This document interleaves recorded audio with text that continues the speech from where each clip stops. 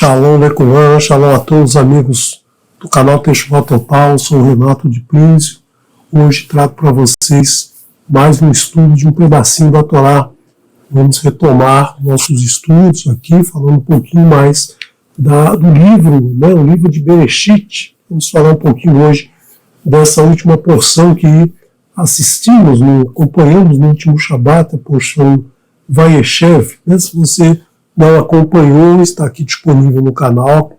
Acompanhe no canal uma porção muito importante, uma porção que vai nos trazer aí uma mudança no rumo que nós vínhamos, no rumo que nós vínhamos estudando, Abraham, Isaac e Yaakov. Agora nós vamos estudar o momento que eles vão para o exílio, vão para o Egito, primeiro vão como convidados e depois vão se tornar servos, escravos do Egito, e teremos então a finalização do livro de Bereshit e vamos passar para a saída do Egito, o livro de Shemot. Então vamos hoje trazer mais alguns detalhes que estão nessa porção, alguns detalhes que estão aí escondidos no texto, que envolvem, não números exatamente, mas que envolvem um pouquinho do estudo mais aprofundado do Pardês. Pardês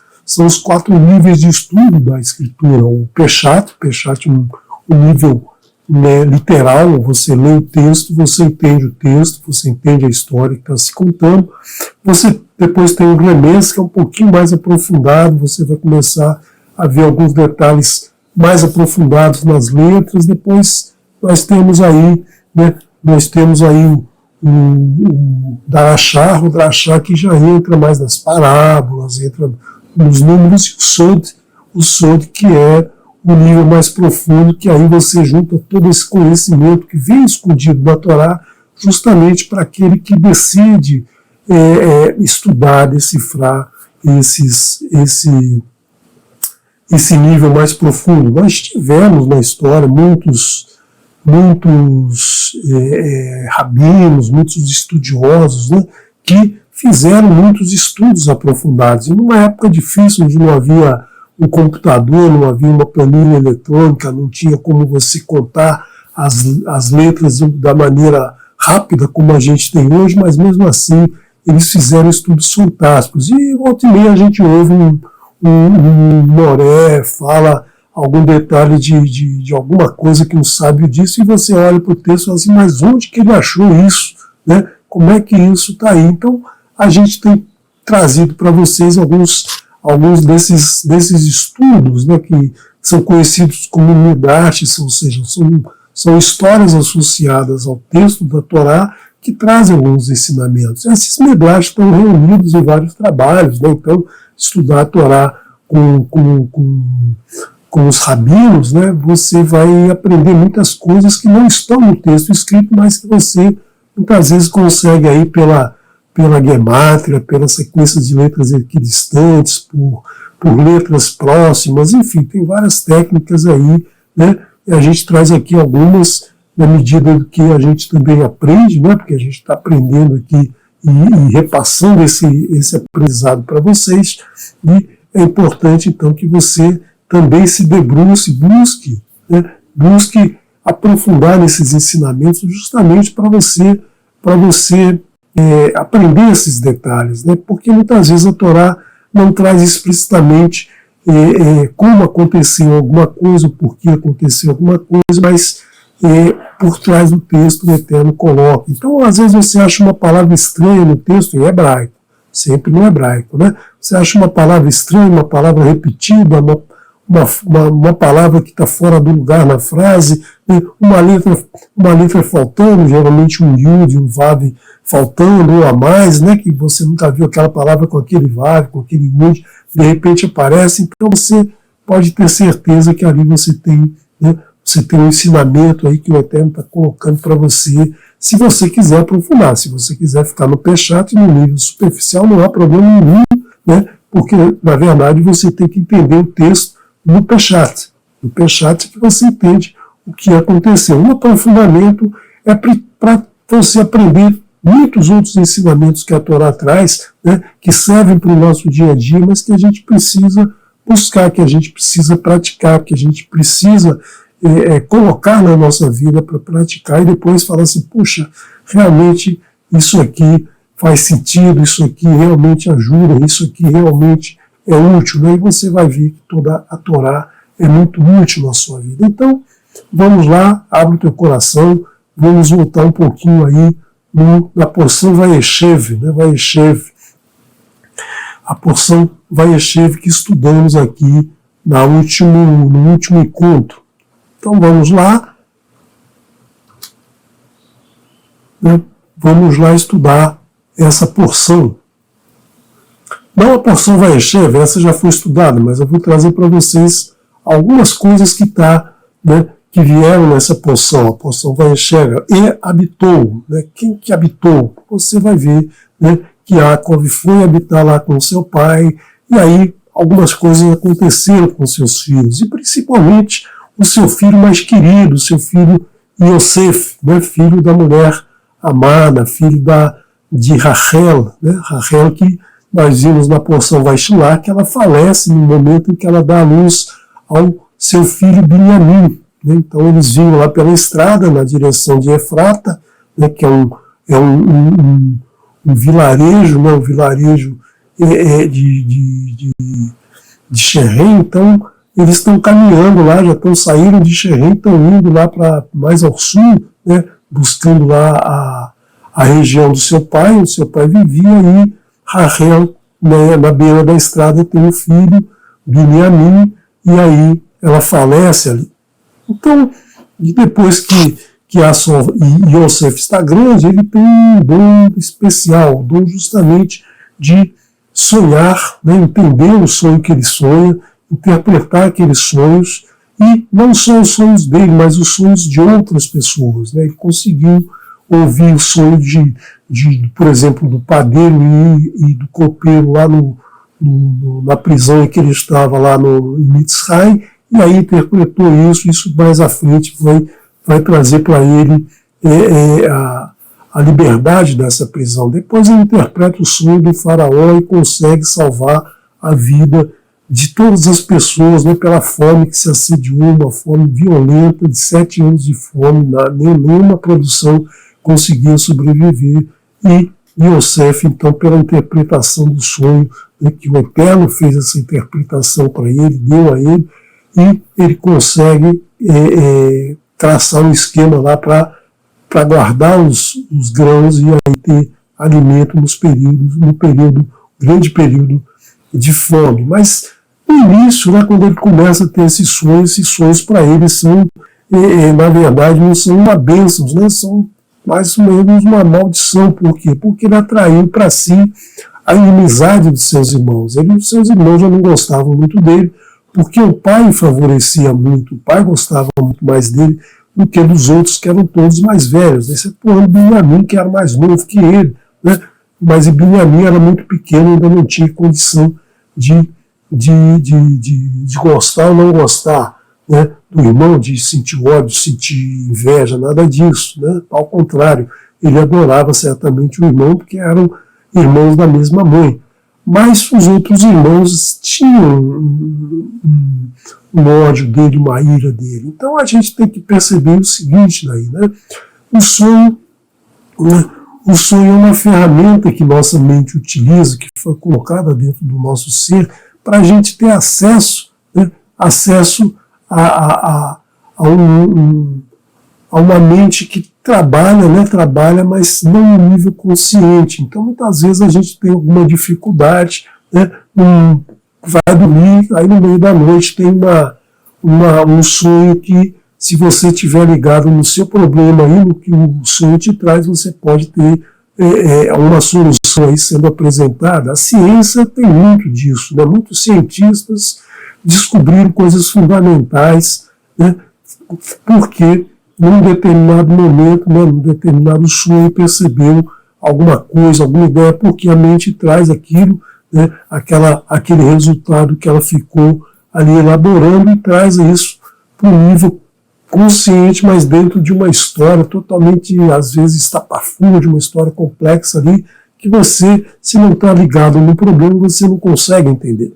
Mas quem está ligado no problema consegue captar ali uma mensagem subconsciente. E muitos casos são tratados dessa maneira, né, na psicologia. Muitas vezes a pessoa não tem condição de verbalizar seus problemas, mas através dos sonhos eles podem ser identificados através de profissionais, né, que trabalham corretamente esse estudo dos sonhos. Né? Então, é uma ferramenta muito importante dentro do estudo da mente humana. Por isso que é recomendável, muitos estudiosos recomendam que você não fique contando seus sonhos aí para todo mundo. Por quê? Porque uma pessoa mal intencionada que tem a habilidade de entender o seu sonho pode usar aquilo contra você. Não vamos dar exemplo aqui porque não nos cabe esse tipo de estudo, mas isso acontece, né? Isso acontece muitas vezes. Então Yosef tinha essa capacidade, né? E o Eterno colocou isso nele e usou muito isso nele. E nós vimos no último estudo, como é Márcio Luan, a estreia do Márcio, um grande beijo para o Márcio aí, que fez um estudo muito legal, muito gostoso, como ele faz os seus estudos, né? Com aquela visão mais leve do que a gente. Eu tenho uma forma de... Cada Moré tem uma forma de apresentar o seu trabalho, e ele tem uma forma característica muito especial. Foi muito gostoso ouvir, e vamos ouvir muitas vezes mais. Né? Mas ele trouxe o sonho de Yosef, que sonhou que estava lá no campo, colhendo o seu trigo, né?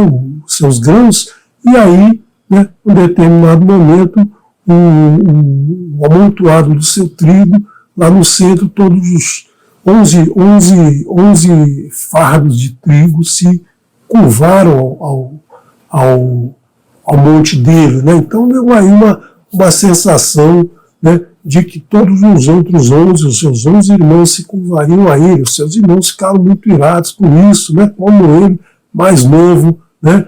E vai aí ser superior a todos eles, né? Porque até esse momento ele não tinha desenvolvido nenhuma capacidade de gerenciamento ainda. Ele era um leve trás do seu pai, ele vigiava os irmãos, um dedo duro ali, falando as coisas para o seu pai, entregando os irmãos. E aí ele teve um outro sonho, né? Ele teve um outro sonho. Vai a Halom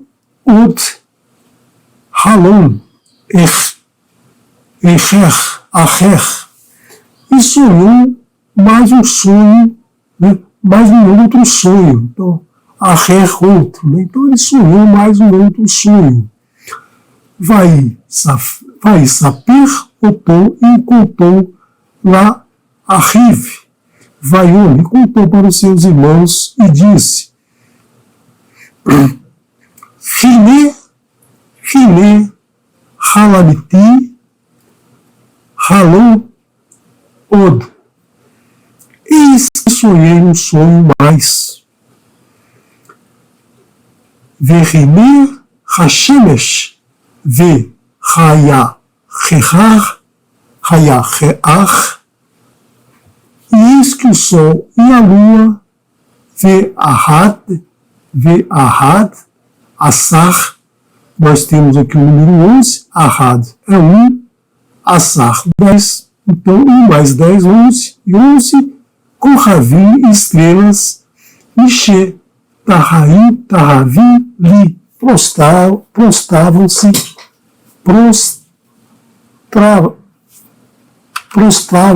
a mim, ou seja, tinha lá,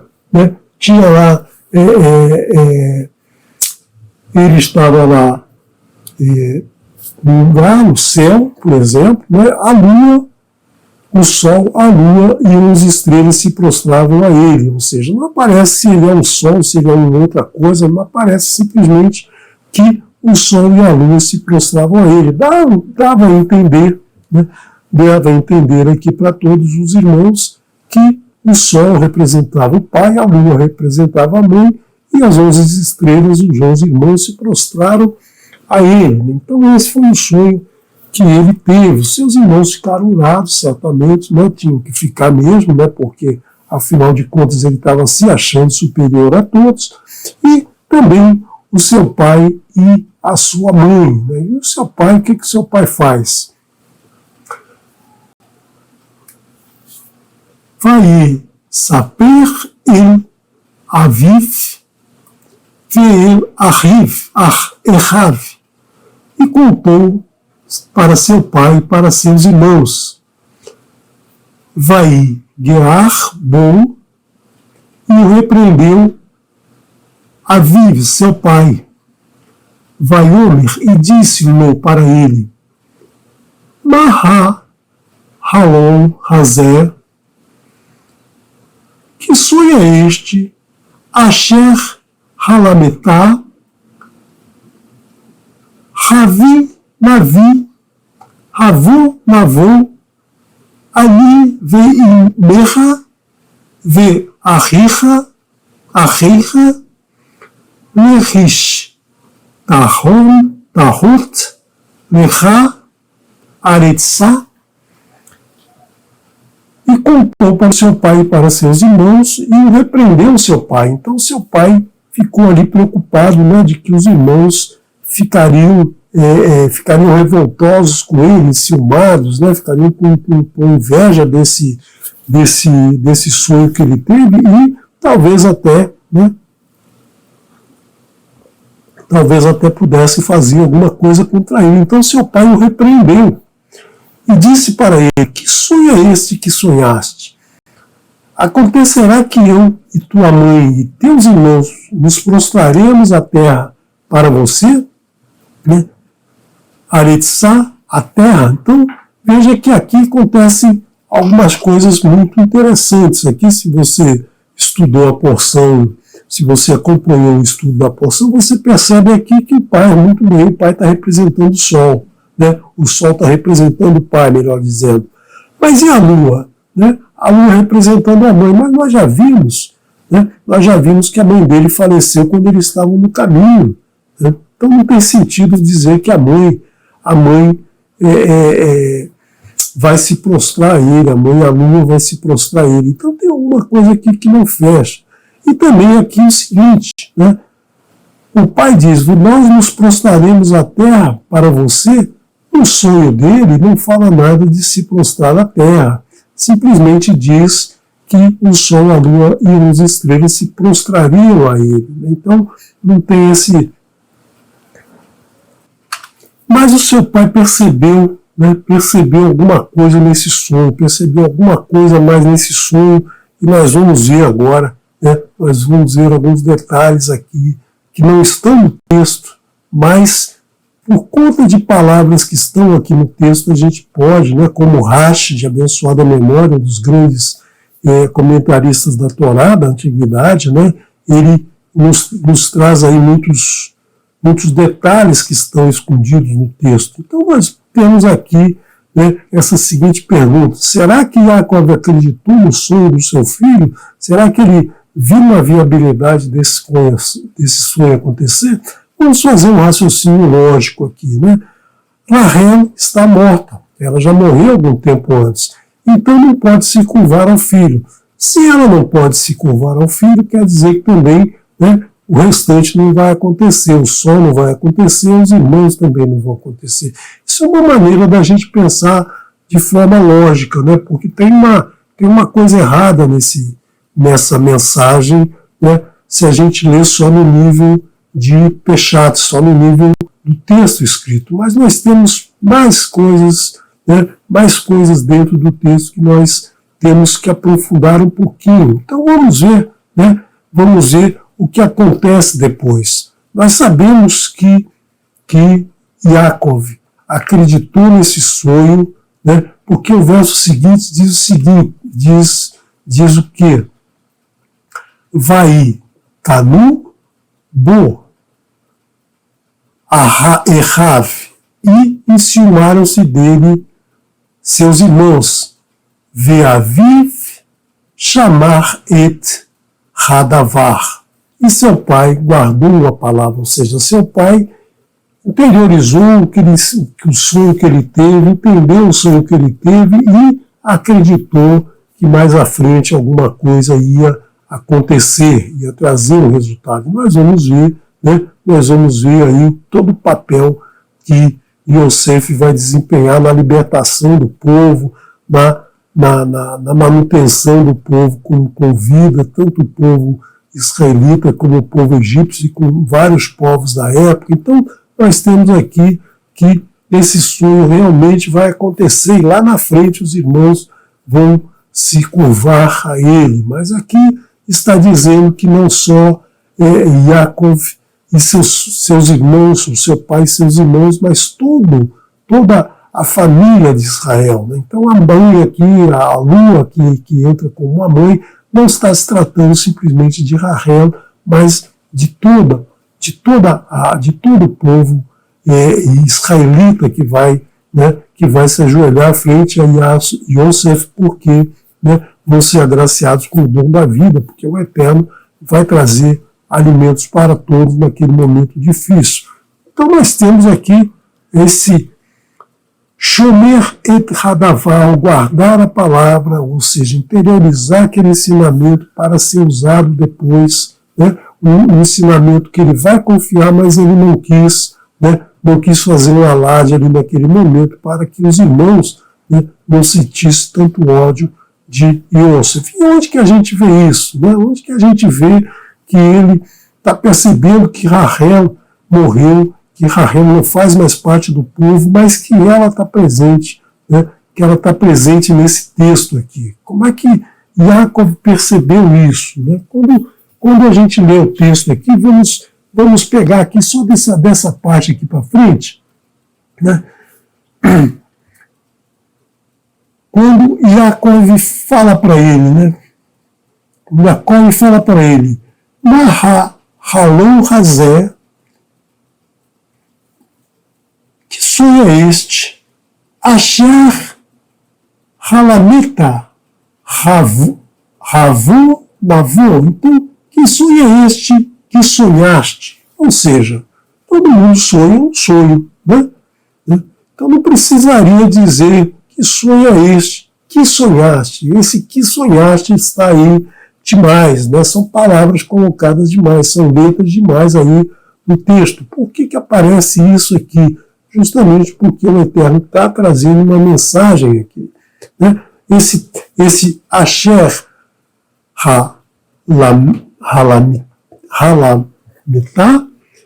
Asher Halametá, que sonhaste, poderia ser tirado daqui, que não faria diferença nenhuma. Simplesmente, que sonho é este? Né? Eu sonhei hoje. Que sonho você sonhou? Não precisa dizer que sonho você sonhou, né? Que sonho? Você pararia ali a pergunta, mas nós temos aqui esse Asher Halametá. O que tem esse Asher Halametá? Nós temos aqui algumas letras, né? Se você perceber bem, nós temos algumas letras que formam duas palavras. Se você olhar aqui, olha, nós temos uma Resh, uma Het, um Lamet, um Mem, um Tav e uma Rei, formando aqui a palavra Rahel Metá, Rahel morreu.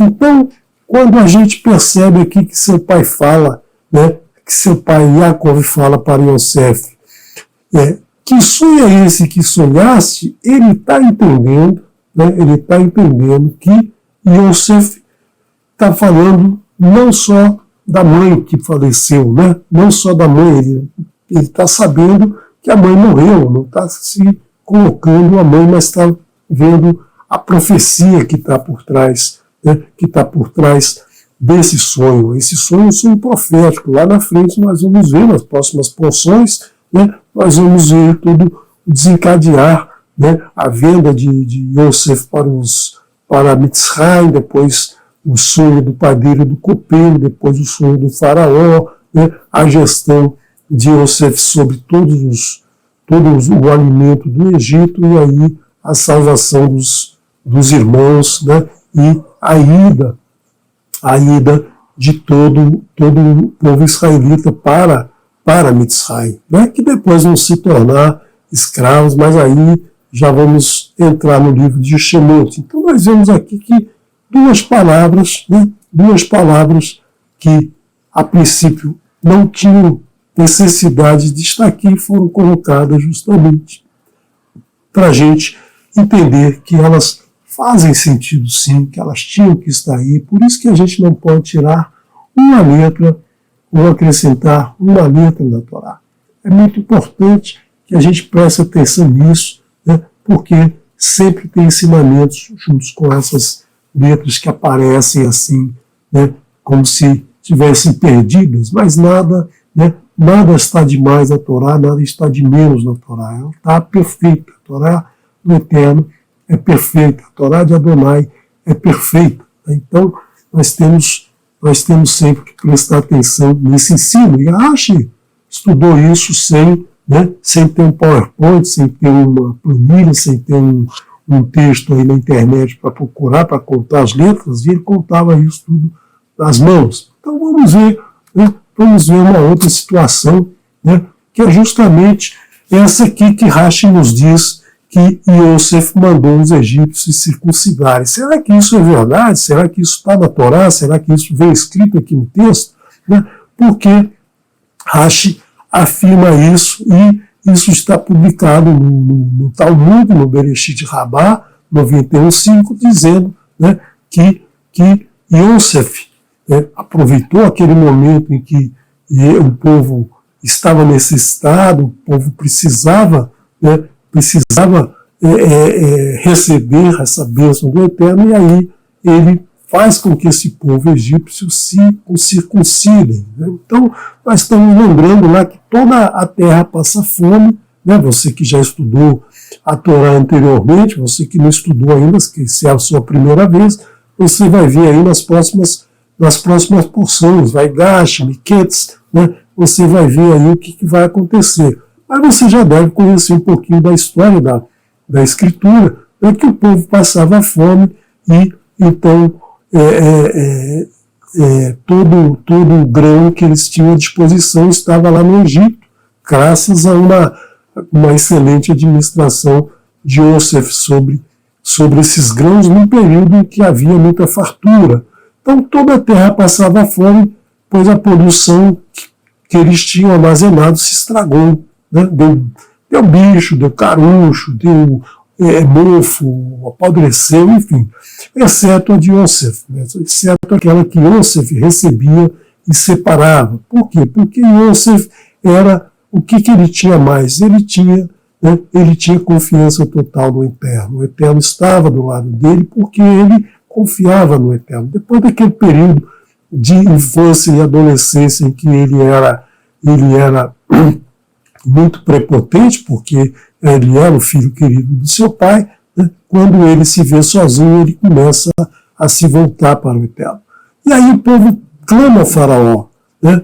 E o faraó responde o que ele dissesse, né, que procurassem Yosef, e o que ele dissesse que fizesse. Então o faraó fala isso para o seu povo. Né? Então o que Yosef falou? Então assim, Yosef falou para eles se circuncidarem, mas eles não se circuncidaram, ou seja, eles não atenderam, né, a aliança com o Eterno. Então, tudo que eles plantavam, tudo que eles colheram, que eles guardaram, se estragou, eles não tinham mais alimento para grãos para fazer o seu pão, a sua comida. Né? Então, quando foram ao faraó e disseram, foi isso que nos mandou fazer, ou seja, ele mandou a gente se circuncidar, mas eu não vou fazer isso, né? Eu não vou me circuncidar, eu não tenho essa aliança com o Eterno, eu não vou fazer isso.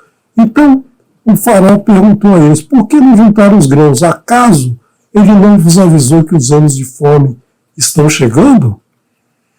Responderam, juntamos muito, mas estragou, ou seja, não adiantou juntar, porque tudo que a gente juntou estragou. Mas por que estragou? Porque ele não fez o que Yosef mandar. E o faraó diz, o que ele mandar que faça, vocês devem fazer. Vejam que ele decretou sobre os grãos e se estragaram. E se ele emitir um decreto contra nós, nós morreremos.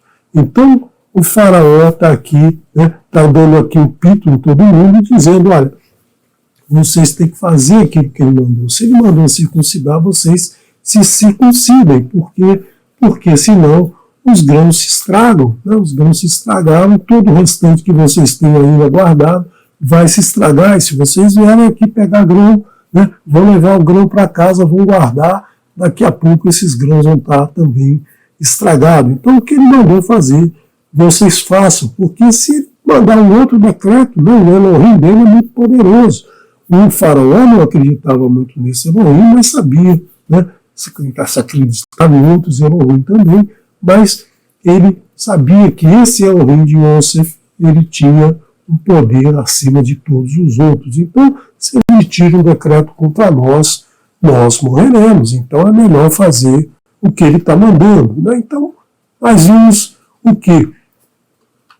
No verso de Bereshit 41, verso 55, nós temos Vati Re'av Kol Eretz Mitzrayim, e morria de fome toda a terra do Egito.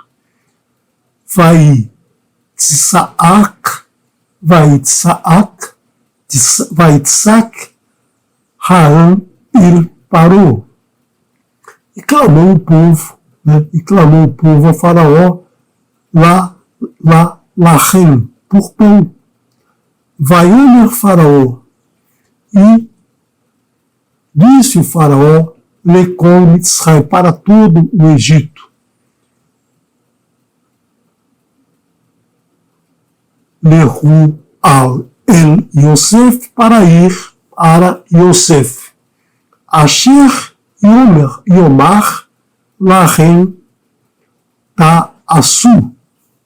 O que dissesse Yosef, eles tinham que fazer. Então, o texto que a gente leu anteriormente era o texto do Midrash, né, o texto do Talmud. Então, ali nós temos o resumo de toda a história aqui tratada na Torá. Então, quando o povo foi clamar ao faraó, né, o faraó disse: procurem Yosef, o que ele disser a vocês fazerem, vocês façam. Né? O que ele dissesse a eles, fizessem. Então, essa é a orientação que o faraó deu ao seu povo. Mas onde é que está aí, né? Onde é que diz aí para eles se circuncidarem? Nós temos dentro desse texto, justamente dentro desse texto, segundo o Rashi, a orientação, né, da circuncisão de todo aquele povo. Como é que a gente acha isso aqui? Olha, vamos lembrar que há poucos anos antes, uns 2 anos antes, naquele episódio de Sherem, né, Sherem e Diná, quando a gente estudou na porção Vaishlá, Diná, jovenzinho ainda, com uns 15, 16 anos, saiu para a cidade para conhecer as moças da cidade, e o rapaz lá, Sherem, filho de Ramon, o prefeito local, lá, o príncipe local, né, estuprou a moça, violentou a moça, depois se arrepende, ele quer casar com a moça, enfim, faz um monte de coisa lá e quer ficar com a moça, e vai ele e seu pai falar com o Yaakov e os seus irmãos. Né? Então eles vão lá conversar, tentam, oferece um monte de coisa, oferece que as famílias se unam, né? Que as filhas de uns casem com os filhos dos outros, e aí vai ficar tudo em família, mas os filhos de Yaakov não aceitar isso assim facilmente. O que eles falaram? Né? Eles falaram assim: Bazut Meot Lachem e Tichie Kamonu Lechimon Lachem Kol Zahar. Mas, desta forma, consentiremos com vocês, se fizerdes como nós, circuncidando todos os vossos machos. Então aqui nós temos a palavra, né? A palavra circuncidar, Rimon, circuncidarem todos os seus machos. Então os irmãos de Yosef, naquela época Yosef não participou disso, ele tinha lá 15 anos, não estava participando dos outros irmãos, da da decisão dos outros irmãos que eram mais velhos, mas ele acompanhou o que estava acontecendo, né? Os irmãos lá obrigando todo um grupo grande de homens a se circuncidarem na cidade de Sherem. Então isso aconteceu. E no capítulo 34, verso 17, nós temos aqui, né, Veilon, e se não, tishmeu, se não nos ouvirdes, aleimu, veilon, tishmeu, aleimu, e se não nos ouvirdes, ou seja, se vocês não ouvirem o que a gente está propondo, lerrimon, para se circuncidarem, velá, kahanu, et bitenu, verralar-nu.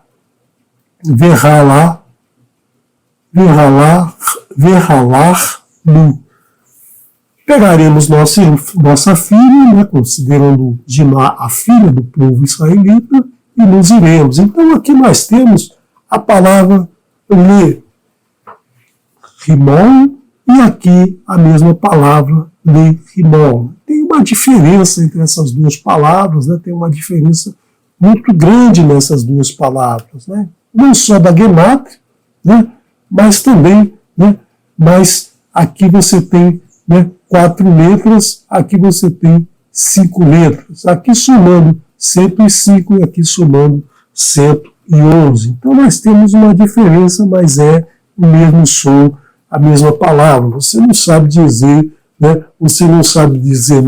no ouvido a palavra se tem um vav, né, um rolenvav, aqui essa letra aqui se chama rolenvav, né, esse vav com esse pontinho em cima se chama rolenvav, e esse rolen aqui se chama rolen, né, tem o som do O. E essas letras, tanto o Vav quanto a Yud, elas muitas vezes deixam de aparecer na escritura, né, e só fica o som. Por exemplo, o Rolen Vav, às vezes você é tirado o Vav e só fica o Rolen.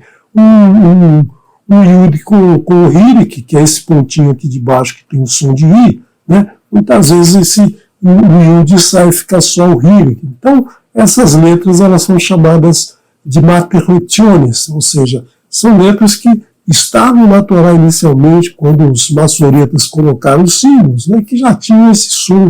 Então, algumas vezes aparece, outras vezes não aparece. E aí a gente pode ver aqui que tem um significado muito interessante, né, tem um significado muito interessante dentro daquele texto que a gente viu, né, aquele texto de Bereshit 45:54. Onde é que está aqui essa frase? Olha só, eles foram lá falar com o faraó, né? Eles foram lá falar com o faraó para lhes dar pão. E disse o faraó. Então aqui nós temos, né, o início de uma explicação e vai até, né, o faraó diz a ele, procure por Yosef. Então nós temos aqui as seguintes letras. Olha aqui, essa rei, Lamed, Mem, Vav e Lamed, formando aqui a palavra, né, Lerrimon, né? Então nós temos aqui, né, não é a sequência de letras equidistantes, mas são as letras finais dessas palavras, né? Então, o Eterno coloca dentro do texto alguns sinais, algumas palavras que a gente tem que buscar o seu significado, a sua explicação, a explicação de algo que está, né, que foi adotado e que a gente não tem essa informação na escritura, mas a gente tem, né, como descobrir isso, justamente aqui por quê? Porque foi um pedido ao faraó, e o faraó se coloca, né, como nós vimos, o faraó dizendo, se ele tira um decreto sobre nós morreremos, ou seja, ele se considerava um com o povo, então todos tinham que se circuncidar, todos tinham que fazer lerrimão, ou seja, circuncisão, E por que termina em Yosef? Porque Yosef não precisava.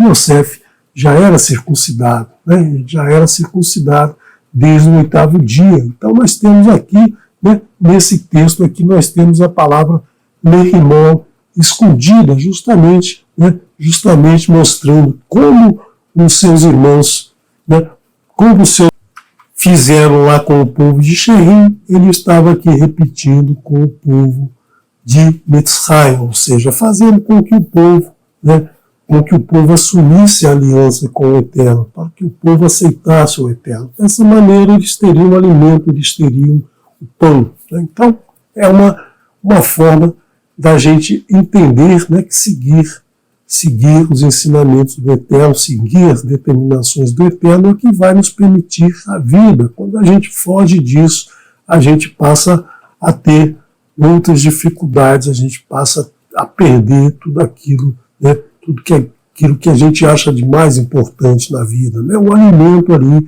faltando o alimento para o povo perdendo os grãos que tinham lá no seu reservatório, que juntaram lá no período de fartura, no período em que a produção era grande, né? Não adiantou nada guardar. Por quê? Porque não confiando no Eterno, tudo isso se esvai, tudo isso se perde. Então, Yosef ensinou isso a eles: olha, vocês se circuncidam, sigam o Eterno, né? Que aí vocês vão ter fartura, vocês vão ter vida longa. Então, é isso que a gente aprende aqui nesse texto. Então, sempre que você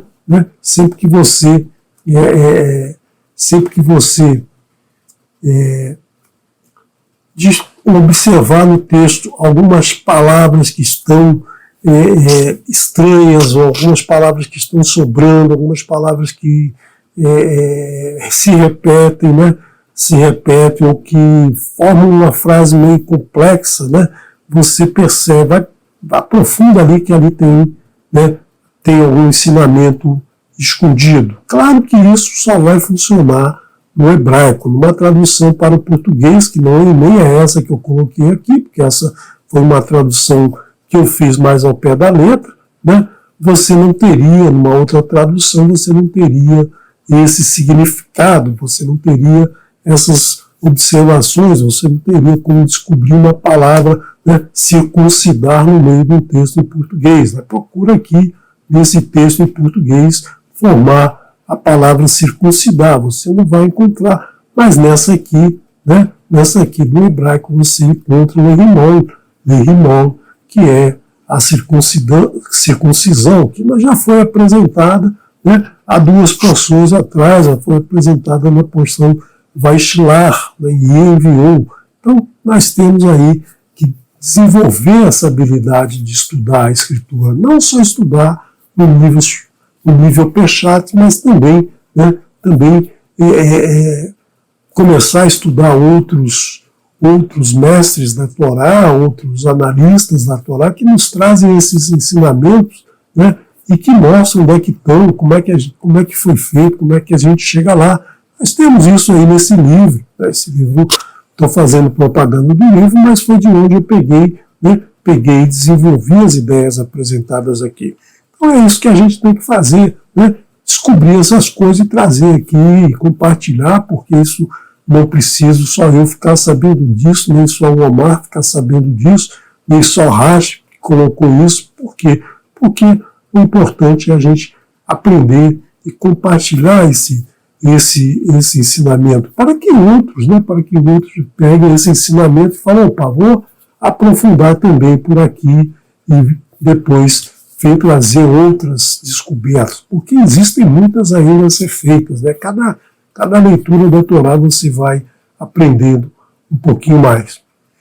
Shalom, shalom, obrigado por nos acompanhar, nos vemos amanhã então no Kabbalah Shabbat, né? Acredito que essa semana será nosso querido Moré Daniel. Hoje você deve ter acendido aí a sua última, né, a última vela da sua Hanukkah. Né? Então nós estamos aí finalizamos essa festa hoje, né, no pôr do sol nós finalizamos essa festa. A última vela foi acendida a partir do pôr do sol de ontem, Então, finalizamos a nossa festa e nos veremos amanhã com Moré Daniel. Shalom, shalom.